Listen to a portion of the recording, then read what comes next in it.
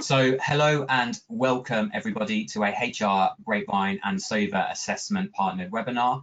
We've got a massive treat for you in store today as we're looking at how to navigate what is undeniably a complex world of resourcing and recruitment. We are, and I'm sure some people in our audience today will be experiencing what is a difficult hiring market, specifically for some sectors. It's really well covered in the news about struggling to fill certain positions and vacancies despite throwing everything at it, from pay rises to different benefits, etc., etc.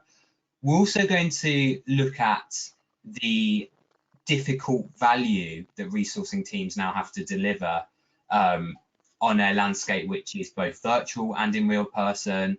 They need to kind of work in uncertainty into their hiring strategy. They need to be efficient, choosing the right tools, of which there's an increasing amount of, and then string together that whole process from knowing what talent you want to get into the business in a fair manner, which is another pressure added on the function. In all, it's a lot, and we're hoping to cover some of that today with some real life examples. So it's a pleasure to be joined by Gavin Mulcahy, who's Director UK and Ireland at SOVA Assessment, as well as his world-class panel, to kind of paint a picture of this very difficult hiring landscape and then share some of the ways that different organisations are getting through it. So I'll pass over to Gavin in a second to introduce his panelists. What I will remind you of, though, just before I drop off, is that there is a question and answer session at the end, so please do put your burning questions in using the chat or question function, and I can put those to the guys at the end. Also, we've got a couple of downloadable assets and case studies for you that can be found in the control panel of the GoToWebinar, so you should see it on the right hand side of your screen. It's in the handout section there, so please download them at your own leisure. So I'll drop off now so I don't take any extra time from the experts, and I'll see you all at the end. So have an enjoyable webinar, everybody. Thank you very much, and hello everybody. It's Gavin Mulcahy here from SOVA. So I'm one of the directors at SOVA, occupational psychologist by background. I've been with SOVA for the last 5 years or so. So I'll be taking you through this morning just in terms of an initial introduction to SOVA. So we'll spend a couple of minutes on that. And then the main area that we're going to go through is the panel discussion. So I'll introduce you to our panelists when we get onto that. And then towards the end, then we'll have time for Q&A, like Dan said. So please feel free to kind of keep asking questions as we're going through, and we'll either pick those up there, or we'll have time to come back to those at the end as well. So just in terms of introducing SOVA, first of all, so I suppose one of the key points I'd make here is just that combination of science and technology that tends to make what we do unique within SOVA. So science is all around the fact that we are a team of largely occupational psychologists. So the science of what we do is critical in terms of how we can create content for our clients that is predictive and helps them to predict future job performance and accurately screen candidates. And do that in a robust way, but also in a way that is fair and inclusive and gives every candidate an equal chance of being successful. Technology then is all about how we bring that to life in terms of delivering an engaging experience for candidates, an immersive experience for candidates. But that's also what allows clients to achieve efficiency and streamline the process and save costs, etc.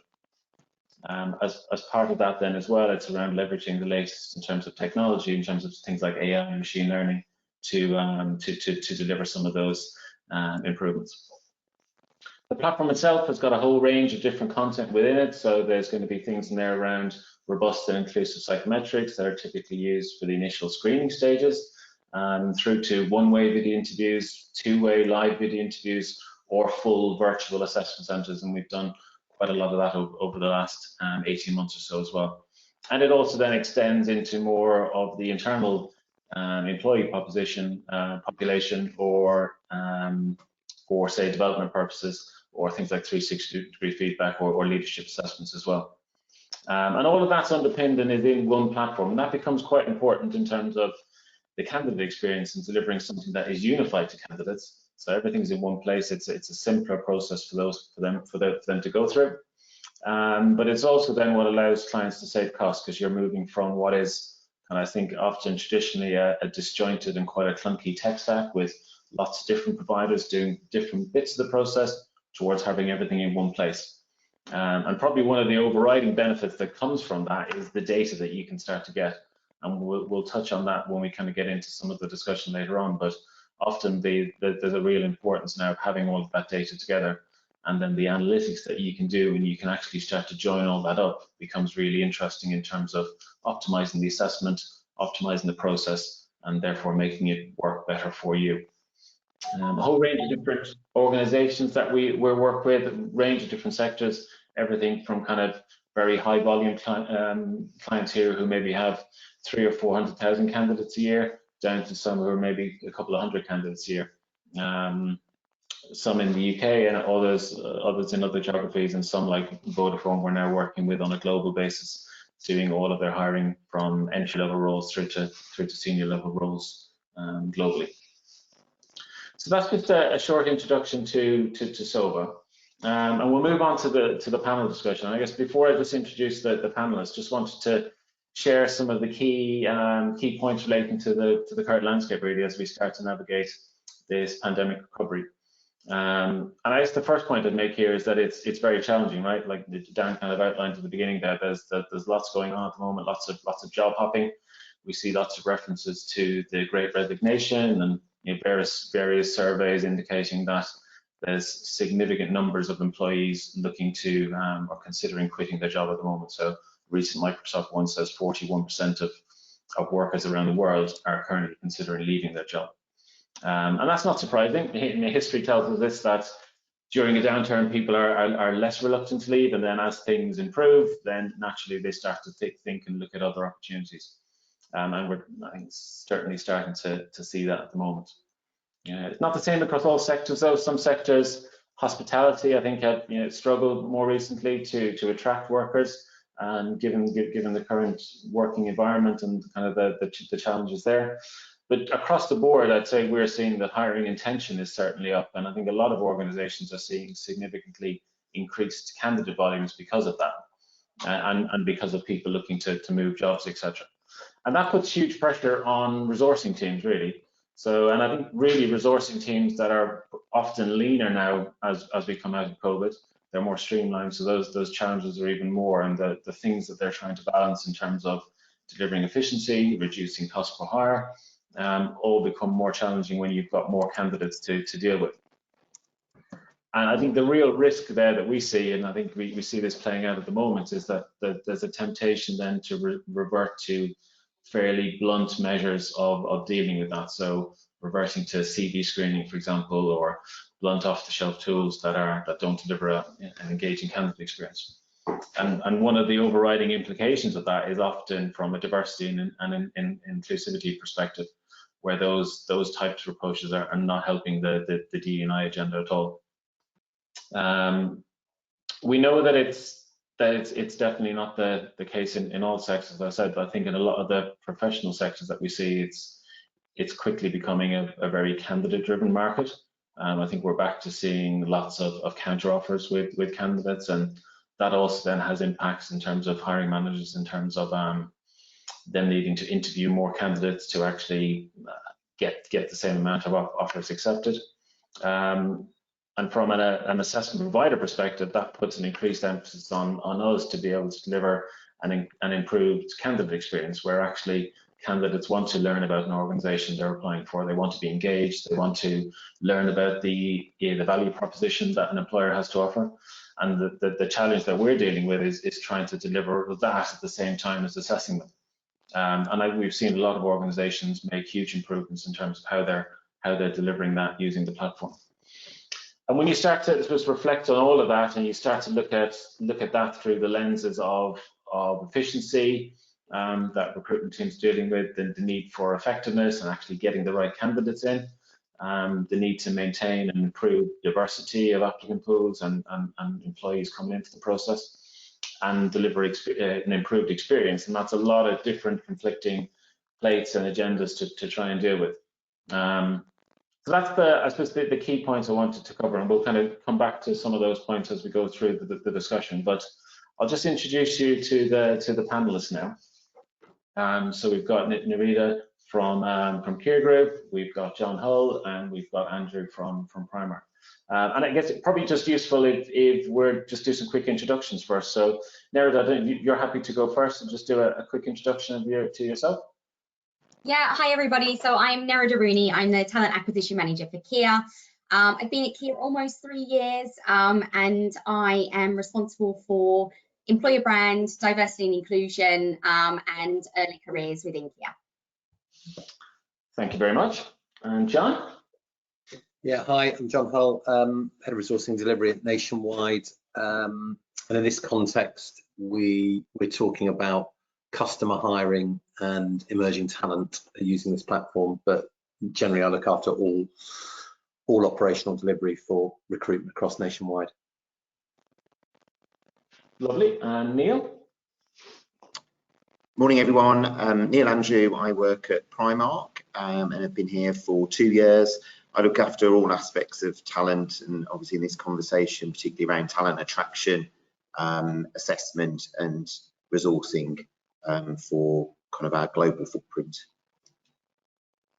Lovely. Thank you very much for that. I'm going to just stop sharing my screen now so I can actually see you all again. So I suppose the first question here is then, what would you see are some of the key workforce challenges as you're coming out of the pandemic? I was reflecting on your own organizations or what you see more broadly in the marketplace as well. Nerida, did you want to tackle that one first? Yeah, sure. So I think, I mean, it's probably across all industries at the moment, but retaining talent. So after the last few months, we have started to see a general increase at that counteroffer level. So not only are we, trying to retain the talent that we have internal, when we get through the process, there's lots of counteroffers that come up. And I think with that, there's quite a large inflation in salaries as well at the moment. And I think the workforce challenges that we'll have as we come out of that pandemic is how will that impact organisations in 12 months' time? Those candidates that have had those sizable increases, how do we get them to come back to the norm salaries that were pre-pandemic? The other issue is obviously IR35. So with the legislation changes that have been implemented in April, we are starting to see a shift in the contractor market. So where IR35 applies, contractors are generally wanted to be out of scope for the legislation. So there is certainly an impact for us on how we're trying to remain competitive to attract those specialist skills while trying to retain talent and attract talent. So there's definitely a shift there. Yeah, okay, thank you for that. Neil, anything to add to that or anything different that you would see in terms of workforce challenges? Yeah, definitely. So I think some similar themes there. Definitely I think we're seeing a more candidate kind of led market. There is more competition. So I think probably from our perspective, engaging with our people is at the forefront of our leaders' mind. So making sure that engagement agenda is really kind of been driven hard is crucial, I think, for us and for many organisations. I think from a particular challenge point of view, in retail, the manager level role is where we're seeing probably the most kind of movement happening as kind of other opportunities are presenting themselves. And also, I think we're seeing challenges in the sort of the depot and the kind of driver space as well, like many organisations who are dealing with kind of deliveries and movement of goods and services. So that's also a particular kind of challenge for us from that perspective. And is that mainly related to the kind of the attraction sourcing and having enough of those applicants, or? It's about not having enough of them and having too many vacancies in that space, because there's a shortage of those kind of skilled kind of people to carry out those roles. So yeah, that is a particular challenge, because without those people in place, you can't move your goods, you can't have the stock in the right place at the right time. So that is a very important aspect of our business, having the right people in the right place at the right time. Yeah, makes sense. John? Yeah, I think slightly different lens. I think challenge is Nationwide's been through digital transformation, or going through, and I think lots of organisations are. And I think the ability to assess your candidates the potential as well as the role they're going into. You know, given if you're talking customer roles or graduate roles, are they equipped with the characteristics, learning agility or flexibility to actually progress and develop within the organization? So I think there's a look at how are you, you know, assessing, measuring those capabilities that aren't just about ticking a box right today, right?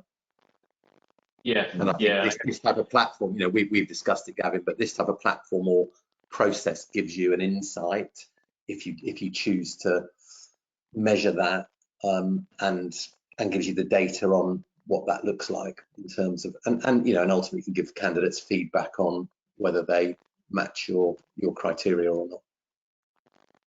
Yeah, I guess being particularly relevant in some of the work we've done with you around the early careers. Yeah. Across different employee populations as well, right? It's important for anyone coming into the organisation. Yeah, and I think, you know, nationwide we're going through it, and I think probably a lot of banks will be doing the same. Is what's the role of the branch? What's the role of the branch?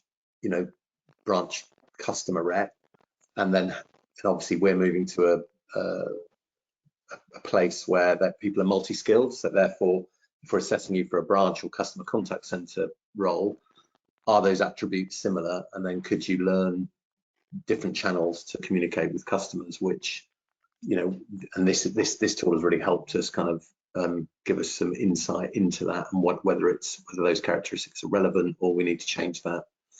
And I think that's going to be important. You know, the role of a customer relations person in any role, I think, becomes you want to automate as much as you can and let your humans do the difficult stuff, you know, for customers who are in trouble or need more advice or, you know, better upselling rather than a simple transaction. So that takes arguably different characteristics than traditionally in a high street. Yeah, and that human touch becomes really important then as part of that. So that's where we need to start to leverage the humans as part of the process, right? Because customers will choose least path of resistance. So I just want to buy something, I'll go to Amazon or I'll click an app. But if I need an inquiry or a complaint, I need a human, right? So and better to have that human more skilled and more engaged than just having to transact. Yeah, no, makes sense. I suppose, do you think about the importance of that then in the context of, say, the selection process? I think probably everyone on the call has probably been grappling with moving their processes virtually in some form or another over the last 18 months. Just interested in kind of building on how you've kind of maintained the human touch as part of that when you have gone virtual over the last year or so. How have you maintained the human touch as part of the selection process itself? Do you want to pick that one up, John, from what you were saying? Yeah. I think we debated it and we took feedback from lots of stakeholders and candidates, and interestingly, they prefer the non-human element initially because it's their time of their choosing. They get better insight into the role through the situational judgment test, and you can add video and content on there that gives them insight. We just added in both processes, a very light touch at the end of the sort of, if you like, second stage process that's automated to say, okay, hi, well done, you're through, just checking, you want to, you're going to come for an interview and this is what it's going to look like. But it was like, we called it an engagement call, but it was almost like a counter sell call to say, by the way, you're through, by the way, we're a human and this is, do you know what you're getting into? And pretty much everyone still goes through, but we just thought that was prudent in this market to do that. But we know that it saves so much time of recruiters and administrators in terms of what went before. So and people choose that. We were surprised, and one of our graduates said, yes, it was, who came through the process and was successfully, said it was good and everyone got feedback, and it's a bit, we wanted some human touch, but understands the scale of which that has to happen. So at least there was some human element, but really didn't mind. Yeah, and I guess it's trying to make any of those truly automated bits, make them feel as personalized as possible, right? Exactly. that you are talking to somebody and it is relevant to your organization. Yeah. Nerida, you've been through the process of kind of going virtual. Any kind of learnings or things that you've done to maintain the human touch as part of that?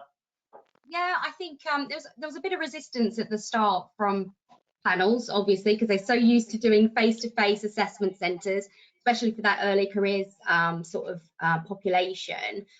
I think in the whole, I think candidates absolutely adjusted really well to that virtual platform. And then in the turn, we had less dropouts from candidates and less dropouts from assessors as well. And I think it allowed us to sort of be able to, as a recruitment team, just jump in when we needed to. I think the one thing that we sort of learnt around those virtual assessment centres during the pandemic, though, was there's still quite a large population that are digitally excluded, so they don't have, you know, various laptops or means to be able to get onto virtual platforms. So we had to look to see how we could support those during that journey. And I think the other piece as well for us to be mindful of from a panel perspective as well is that, you know, there are some candidates that were absolutely in very cramped environments, in dorm rooms or with little sisters sort of running around in their bedrooms and you know, dogs jumping up. I think we've all seen that, and I think candidates were really worried about that. So, you know, we made a decision right at the start of those assessment days, because, you know, we'd all been through it ourselves, to put them at ease right at the start, to let them know that it is okay. You know, we know that this could happen. Here's our dog, or, you know, we completely understand that it might happen, and don't worry about it, because you can see their face just drop as soon as something's happening behind the scenes. And, you know, I think as panel members, it's important to let them know that we are also in the same boat and we are in it together. We were fortunate enough that the platform, you know, we were able to turn that around really quickly, the SOVA platform. And we actually still had the same timelines for our graduate assessment days and season as we have in previous years. So we were quite lucky, but I think the one thing that we have recognised as well is that candidates are looking for more of that just general chit chat in between sort of assessing. So, you know, how's your day been? You know, have you met some of these other graduates? And, you know, or, you know, bringing other graduates into the assessment days so that they can see their journey that they've been through. So we have looked at that moving forward to try and implement that because it's really important to candidates that they get that. Yeah, and I guess there's no reason that can't still be done virtually, right? You can still build that into your into the day. Yeah, exactly. Yeah. And Neil, in terms of the kind of the work at Primark and kind of how you've maintained the human element of that, any insights to share? Yeah, I think we were in a pretty decent place in terms of some of the virtual kind of tools and infrastructure we had in place before COVID. So that was actually, you know, really helpful in terms of sort of ramping that up and helping kind of, I guess, more of line managers more comfortable with using some of those tools and resources. I think to some of the points already made, you know, candidates have adapted, you know, pretty well. You know, they've found doing those things far more convenient and easier. I think what we've seen is, particularly for probably more senior hires, is probably, you know, where there's a real consideration to moving, almost wanting a kind of the coffee before getting into maybe a formal process. So particularly seeing that at the kind of formal, more senior hiring because of you know, actually really considering a move and what that would mean. So having that kind of virtual coffee has been quite very interesting to sort of explore the role, try and understand what's happening in the organisation. So quite different to, you know, our volume areas in retail. So I think, you know, we're on a journey with our kind of infrastructure and technology and how we kind of, you know, continue to sort of evolve and make that more established for the future. So I think there's lots of scope to building some of the things that, you know, we've been speaking about and what kind of service provides as well. Yeah, and I guess often, yeah, can I add an extra point? I think for us, you know, one of our, and I guess most other companies would be about greener. and this, you know, you think we haven't quite calculated it, but the amount of petrol we've saved, just that in terms of graduate or any interviews, right? And actually managers' time that was spent booking bloody rooms, you know, or recruitment teams booking bloody rooms. I mean, come on, you know. And someone asked me, would you go back to in person? Never. Why would you? Ever. I was just about to ask you that. Well, it's just ridiculous. I'm going to be bold. It's ridiculous, though. It's ridiculous that any, you know, and I would suggest that any leader, I'm going to be bold and say any leader that suggests that should probably be fired, right? I'll say that, and, you know, because what you thinking, you know, time, money, environment, all of those elements, you know, just bonkers. And the other thing to add as well, because obviously, you know, I don't know if other organisations did this, but we used to print out all of our packs. And those packs were floating about, you know, you collate them at the end of the day, but from a GDPR point of view, you know, it's on one platform. When we need it as recruitment team to go back to be able to give feedback to candidates, it's all there. And, you know, as Jonathan said as well, around those sort of saving with petrol, it also saves the organisation in expenses for both assessors and candidates. So there's definitely a view, certainly from Keir as well, around moving forward. How do we do that? I suspect, you know, there'll definitely still be a hybrid approach moving forward, because I think some areas of the business are easier to be able to go fully virtual than others, and I'm mindful of that digitally excluded population as well. I think that's a good point on that, because I think we will see a kind of probably a hybrid approach from our perspective, because, you know, from a, you know, we're a product fashion business, so for some of our roles, you know, the design element, the product, you know, actually that's kind of an important factor for people. So I think, and particularly also in the retail environment, people who, you know, store walks and understanding a store and the commerciality around a store, actually getting a feel for that from somebody is kind of quite important from a face-to-face point of view. So I think we've definitely made strides, and you know, there's definitely aspects virtually will be here to stay, but I can see, you know, a hybrid approach for the future. Yeah, and I think it depends a little bit on kind of the types of your programs as well. Like early careers, I think last year everyone had to go virtual, but I think this year people have stayed virtual for a lot of the reasons you mentioned there. But then there's that virtual nature of early careers has really helped, in some ways, social mobility for nationwide, because it's opened up the programs to internal populations that previously would have had to migrate to Swindon or London or wherever, you know, wherever the program was. Now they can do it, you know, and you think, well, they've been working in a branch for 3 years, they've still got the credentials, or a graduate, they can work from anywhere, right? That, you know, that's our policy. So you think, you know, I get there's a digitally excluded, and that is, I think, a problem society-wide, but in some ways for internal colleagues, it's opened up huge opportunity, and therefore, from our point of view, an inclusion agenda, you know, because a lot of our gender and ethnicity is in that branch network. And I think that as organisations, there was, you know, certainly at Keir, you know, we had roles that were in specific locations as well. It was like, yep, you have to be based within a commutable distance of here, there, and actually moving forward, there's so many remote opportunities for people, as you said, Jonathan, to be able to do it from anywhere. I think it does depend on the industry as well, though. You know, we've got a huge population of our sort of workforce that is operative. So in order to do assessment days or interviewing virtually for that population that, you know, they don't have a lot of time to be able to take out to do those interviews as well. So often they'll do them on site, you know, might have come in from, you know, a lunch break or something like that. So, you know, I think it does depend on the industry. I think, you know, there's definitely been some positive aspects that the pandemic has brought to be able to allow for more of that internal mobility. But yeah, a bit like Neil, I think we will definitely stick with a hybrid approach.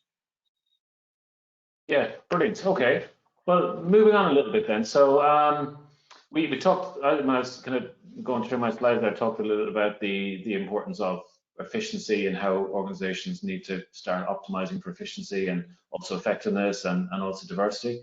Just interested in kind of how you've been dealing with that and some of the, I guess, if you're happy to share some of the things you've done around improving efficiency, effectiveness, and diversity in your processes. Neil, you want to start with that one? Yeah, no, fine. Yeah, so from I guess from an operational efficiency point of view, we operate in 14 countries, across Europe and obviously the US. So, we have one ATS platform, and I think from an efficiency point of view, we need to kind of look at that and find opportunities to optimize that. As we think about the assessment approach and process, we've reduced some of the kind of stages and obviously through what we were just previously talking about, where no longer if that is in person, we've sort of condensed some of the aspects of the process down. So there's been definitely a reduced impact on kind of time for candidates in terms of that process.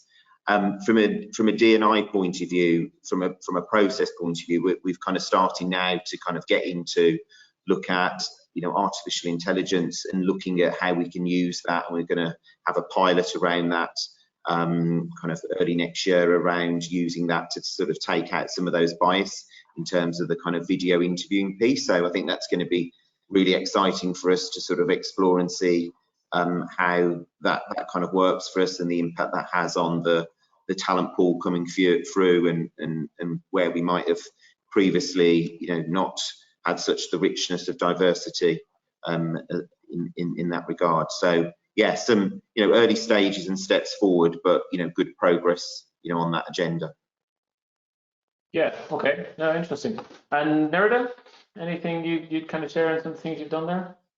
Yeah, so a bit like Neil, we need to look at the processes that we're doing at the moment. What worked for us pre-pandemic is likely not going to work for us in the future, and we're aware of that. We have a lot of manual interventions with our ATS, so we're looking to see how we can optimize and automate that process.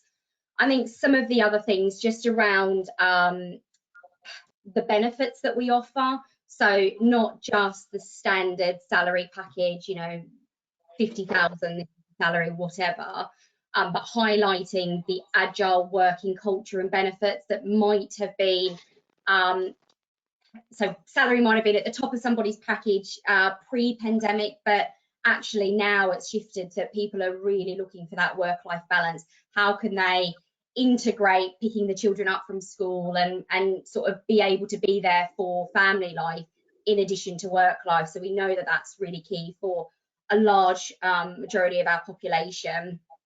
There's another piece that we're doing as well quite a bit now, is just sharing with the market what we're doing from a sustainability and social value perspective. So we do a huge amount of work with the armed forces and the prison networks and our care leaver population as well.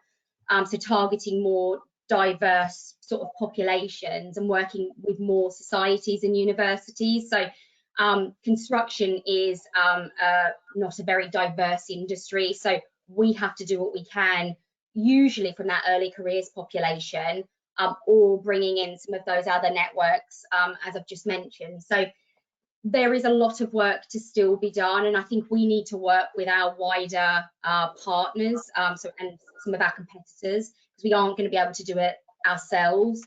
But yeah, there's a lot of work that we're doing, certainly around that ED&I agenda, that efficiency and effectiveness of our recruitment processes as well. Okay, thank you. And John? Yeah, I think this process taught what this process taught us implementing the platform. I think everyone always talks about candidate and hiring manager experience, which is kind of, I suppose, a given, but no one ever talks about recruiter experience, and this massively helped. So in terms of that experience, it lifted a lot of the admin burden away from recruiters and allowed them and allowed us to not force them, but allow them to engage with stakeholders, do more value added work, and that was one of the desired outcomes of the project, as well as efficiency per se. from a diversity, I mean, this has helped massively. I mean, the way we constructed the platform, Gavin, but it allowed, I guess the benefit was it allowed us early data to be able to see if there was any negative impacts very early on. So within week 1 of the early to careers program, you could see if ethnic diversity was progressing through the tracks at the same rate as other, and you can make adjustments quickly, whereas other providers you can't do that, so you have to wait to the end of the campaign and then review and go, well, next time we'll do this and this. So I think that's been really helpful and has allowed us, certainly in that grad and IT tech program, to really increase around ethnic diversity hugely. So and nothing, I guess nothing more complex than saying you've got visibility of what's going on early. The science is the science, and you're measuring the same things, but you can see very early view of what's really happening. Yeah, and I mean, that's kind of a key thing that we've tried to do in terms of moving the industry forward, is moving away from, like you say, looking back retrospectively after 12 months, by which point it's too late, towards giving you real-time access to that data. But I think just kind of reflecting on kind of the efficiency, effectiveness, ED&I space, then often there's tensions between those, and there's kind of conflicting priorities between those sometimes as well. So it's interesting, any of your thoughts on kind of which one wins out, or how do you manage the 3 of those? Because it can be tricky, I guess, to keep the 3 of those going. Well, I think there potentially could be a conflict, but there doesn't have to be. So if you set up, I think absolutely in resourcing or in promotion decisions, if you make them quickly, you are less likely to get an inclusive outcome. Or if you don't have anything to compare against, and all of the things we sort of know. But if you can if the construct is right, efficiency and inclusion don't have to be opposing forces. Yeah, no, I'd agree. Yeah, any other thoughts on that? I mean, the only thing that I would add is, just because we've always done it one way doesn't mean we have to continue to do it that way. And I think sometimes it is difficult to get our stakeholders on board with that. But, the world has evolved. We are all evolving as a resourcing function. And I think it's up to us to implement those changes and show how, this is the reasons why we do it. And I think the only way you're going to be able to show the change is to bring data. We know they love data, so yeah. Yeah. I just echo that point, Gavin. I think the conversation with the business and engaging your stakeholders and sort of taking them on the journey is kind of crucial, because there is an education piece here that we're learning as we go as well, as a TA resourcing function and capability, and the whole industry is so. As the insights and the experience grows, it's helping then the business understand and kind of challenging some of the, existing practices and helping educate as you go and kind of learn together.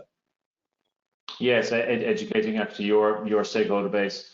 Yeah, makes sense. And as we've done events previously around managing the C-suite and kind of managing upwards and kind of achieving things that they actually care about. I'm just interested in your kind of thoughts on that side of things, around what are the types of things that your senior leadership team or your organizational leadership team are interested in seeing, and kind of the objectives that they want you to hit. Well, yeah, anyone's thoughts on that? I mean, I already mentioned it, but data is always key. Our senior leaders want to know where we were pre-pandemic, where we were during the pandemic, and where we are post-pandemic. So for us, the volumes of vacancies that we've got across the business are at an all-time high.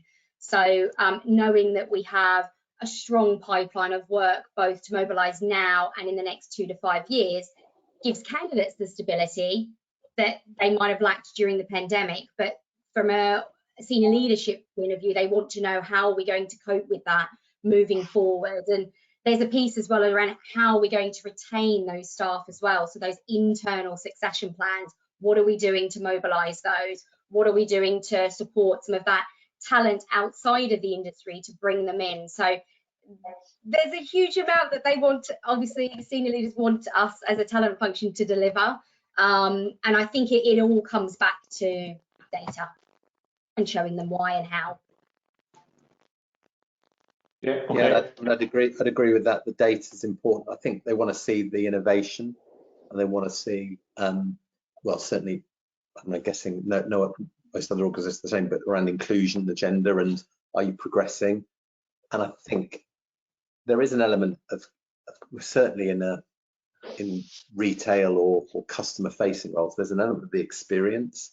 You know, we did some work with the marketing team that said, look, you know, we in retail and emerging talent, we have something like 30,000 applications a year, of which 31,500 or, you know, more are going to be declined, right? So you better make that experience good, because they are either current members or will have a mortgage or a current account, we hope, at some point.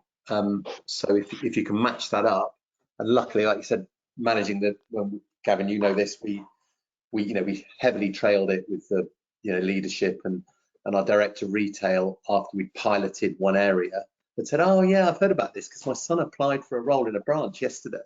We're like, shit. Luckily, he had a good experience. She was great, you know, and you know, and she'd done a video and all of that.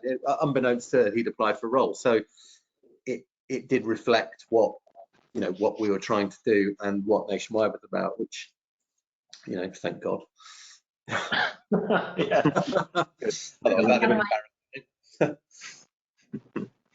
So I think it is that experience as well. Yeah, okay. And Neil, anything you kind of add in terms of what stakeholders are interested in? Yeah, I agree with lots of those points. I think you know, the data and the volume and how we're kind of, you know, time to hire is really important, because for us, having, you know, vacancies filled is crucial for sort of delivering, you know, performance in the business. So that, you know, still continues to be a kind of key metric.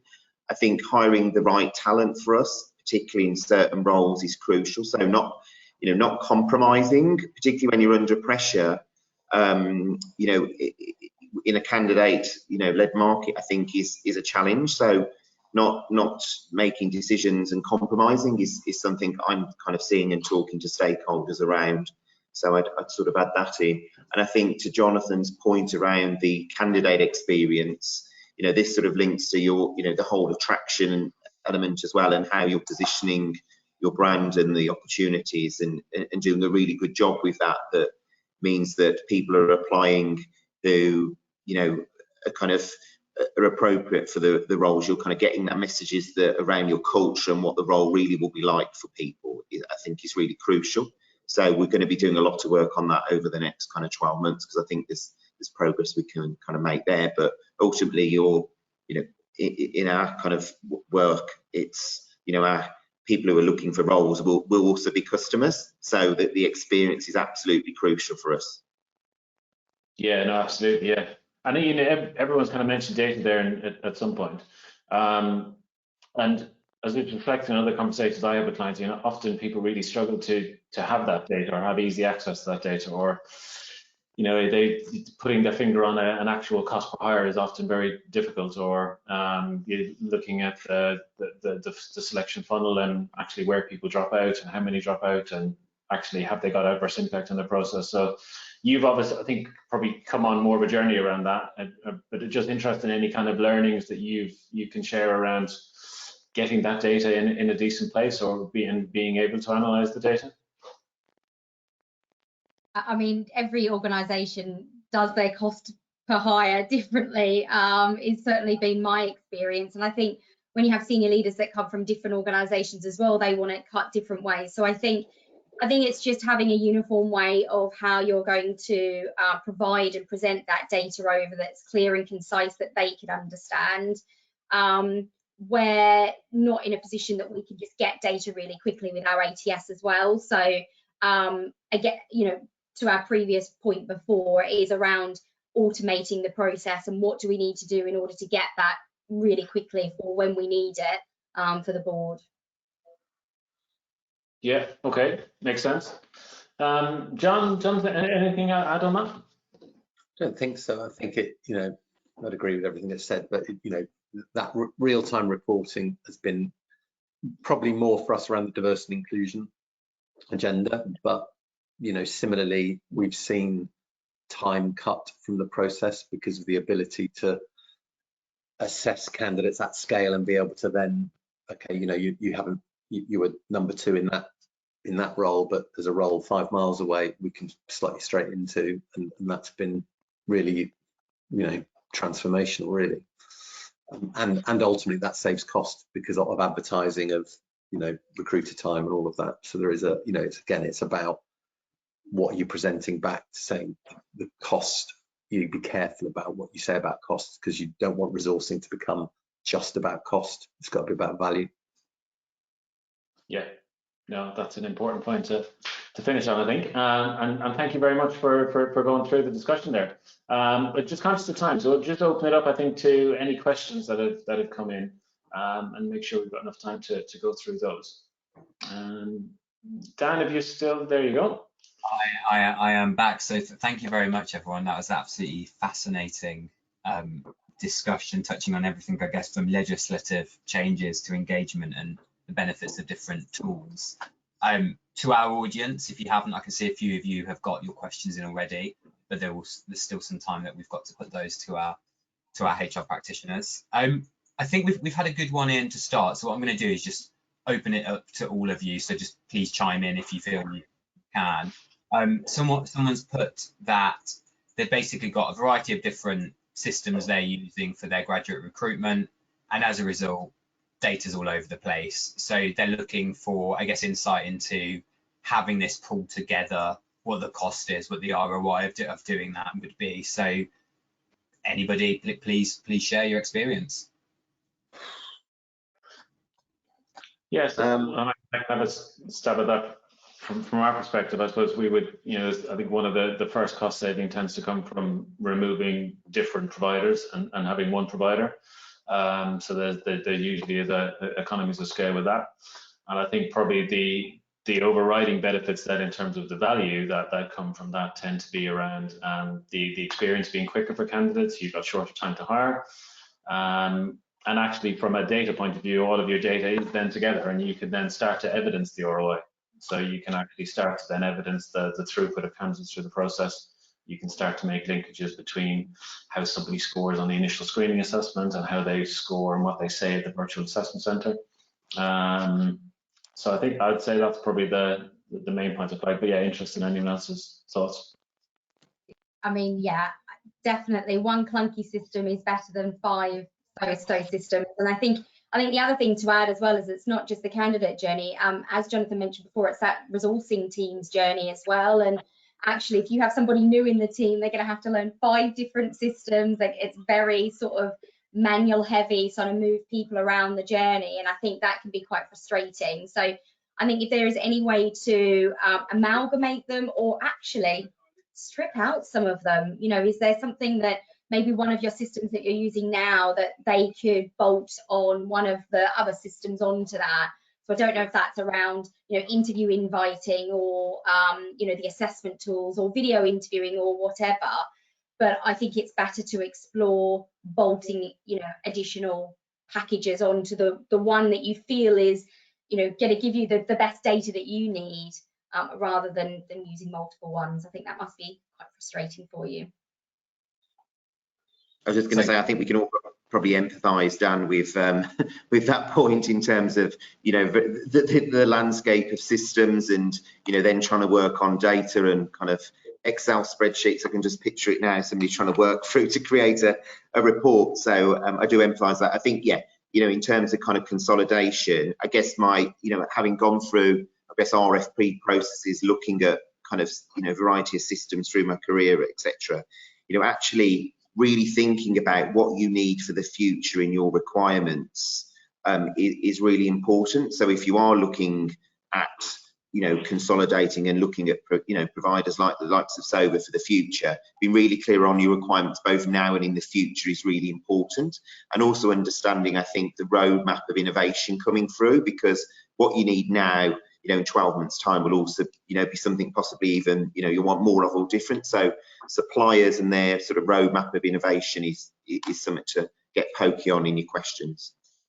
That's really interesting. I guess what Narita was saying there was you want it to give you a holistic view of what you've got and be efficient for the user and for your team. And then you're saying actually as well, on top of that, look forward, because this landscape is quickly changing. John, you were about to. Well, I think and the one thing to think about is if you've got that many systems or interfaces, is walk through the process, understand what the end-to-end is, because you will find waste in there, right? And without, you can jump to solutions, say I'm going to do this or do that, but you will probably find that it's the process that is at fault, or people not following the process that you've designed, and therefore educating the recruiters or administrators or whoever is in that process. That will simplify. That's your starting point, and then the technology, will help you, I think. I think the only other thing that I would add to that as well is talk to other like-minded businesses that, I know sometimes it can be a bit taboo to speak to your competitor about what they're doing, but do you know what, we're all in this together. And I think, something that they might have thought, you might not have thought, and vice versa. And I think, we need to get better at networking as a function, because I think what works in one industry might actually work in another. And how do we as a function work together to understand what we need in the future? Which it's great to have a cross section of industries on this webinar today, then to get to share those experiences. If I move it slightly external to the organisation for a second, so I think we've focused on the internal resourcing there.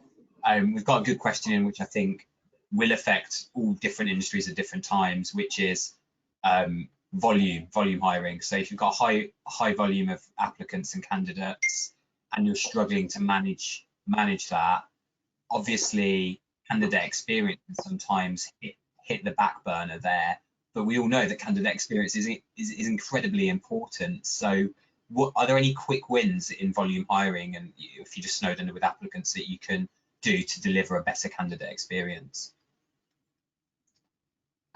Some questions at the start. So we use ACE questions, which will filter out, candidates that might not have some of those essentials that we are looking for.